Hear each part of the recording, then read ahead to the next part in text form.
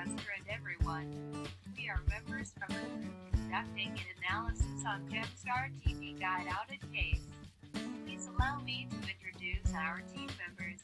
We have Hao, Lin and Min from Vietnam and Dermot from Indonesia.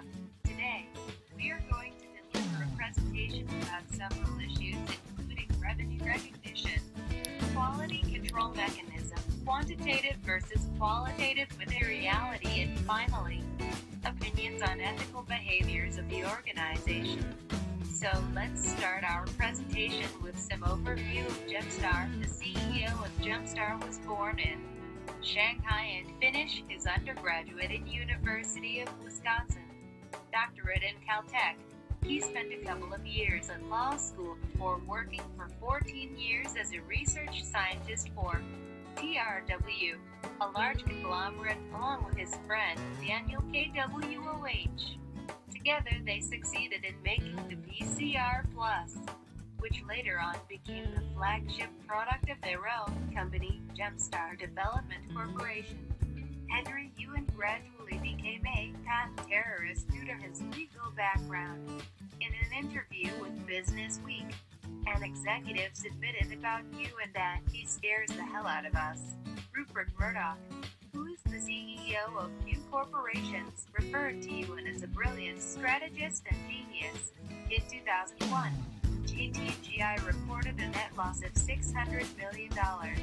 However, Ewan earned a compensation of $20 million, which is 3 times larger than his previous year. The troubled relationship between Ewan and Murdoch became more problematic in the months after the merger of Gemstar and TV Guide. The peak was in early 2002 when Murdoch forced Ewan to resign from CEO due to his disruptive behaviors, and Ewan resisted that request. A major crisis happened when financial specialists questioned about the company revenue recognition policies. They pointed out 2 questionable accounting decisions. Ewan denied that accusation by saying that the Gemstar's auditor, KPMG, had no problem with the accounting. However, after investigations, SEC announced that they are filing fraud charges against Ewan. For mispresenting financial statements, the SEC issued several citations, including repeated audit failures from KPMG and licensing agreement with AOL and disputed scientific Atlanta revenue. So now, let Hao tell us about revenue recognition policies. The first important thing is revenue recognition principle.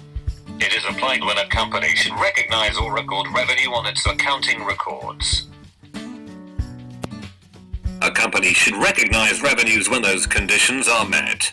First, when cash or claims to cash are received in exchange for goods or services. Revenues are realizable when assets received in such exchange are readily convertible to cash or claim to cash. Second, when such goods or services are transferred or rendered. Both such payment assurance and final delivery completion are required for revenue recognition.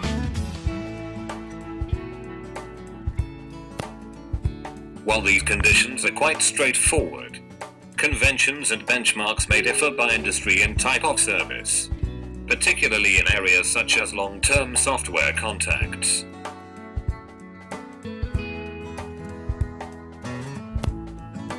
Revenue is recognized when the followings occur. Evidence of a sales arrangement, usually indicated with a sales contract.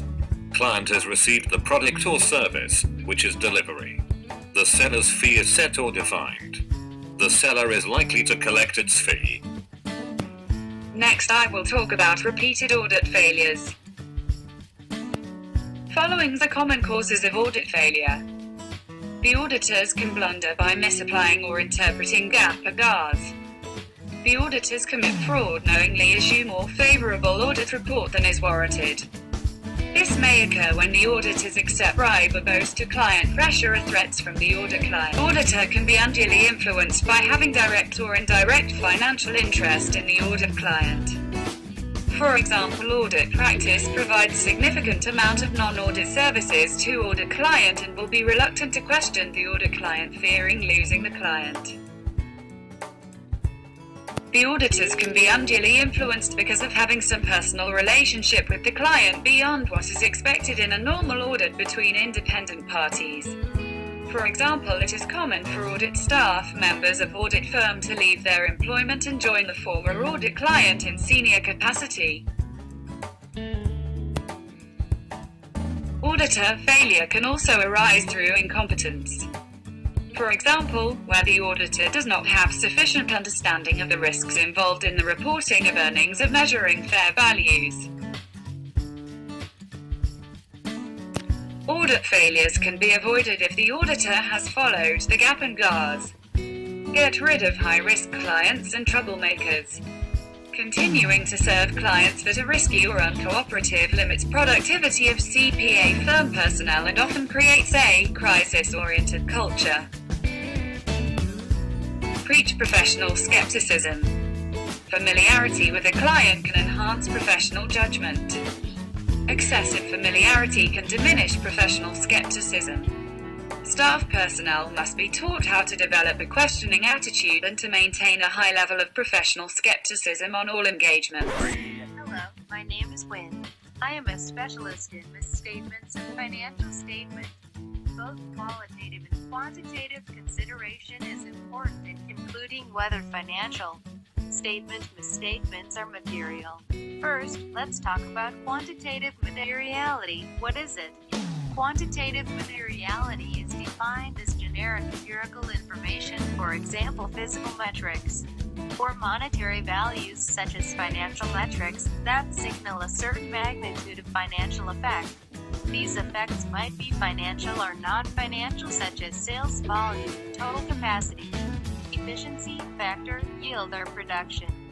Not only financial data that show actual or potential impact on cash, but consideration also needs to be given to a cumulative impact over a number of years. It considers the interest of the providers in the probability, liquidity, and solvency of the reporting organization. As an auditor, it is necessary to keep in mind that the cumulative result of misstatements of a small amounts could lead to a material effect on the financial report. Now, let's move on to the qualitative materiality, which could be understood as matters that affect the organization's social and legal license to operate, or matters that affect the availability, quality, and affordability of the capitals. These matters include regulatory infringement, fatality, unemployment, pollution, and negative environment effects. Some of the examples of misstatements with qualitative materiality are inadequate or improper accounting policy, failure to disclose regulatory requirements, impact on the integrity of the financial reports. Matters indicating weakness in internal control suggest fraudulent financial reporting practice, or attempt to manage or manipulate the entity's reported earnings. From these concepts, obviously, an auditor should consider both quantitative and qualitative materiality together in order to improve assessment of materiality. Let's learn a little bit more specifically about this. For example, $10,000 is selected as the benchmark for quantitative materiality. Then an amount of $2,000 might be assessed as the appropriate level. But considering qualitative factors, the misstatement could become material.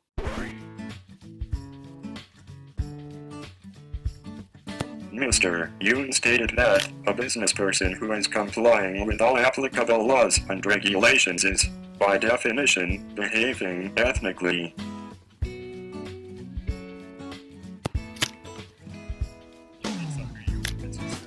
Because not every decision can be covered by economic, legal, or company rules and regulations. More often than not, responsible decision-making must rely on the personal values and principles of the individuals involved. Acting is ways consistent with what society and individuals typically think are good values. Ethnic behavior tends to be good for business and involves demonstrating respect for key moral principles that include honesty, fairness, equality, dignity, and diversity and individual rights. Ethical executives abide by laws, rules and regulations relating to their business activities. This question asks whether a business person who accomplishes with all applicable laws and regulations is behaving ethically. This sort of issues are come up frequently in professional services such as investment banking. Laws and regulations are never all-encompassing. They evolve as new issues arise. This phenomenon forms the basis for case law as well as new regulations in financial area. Unethical or unprofessional behavior can be very damaging to professional practices such as law and accounting. Therefore, by most standards in professional practices, complying with law and regulations is not necessarily synonymous with behaving ethically.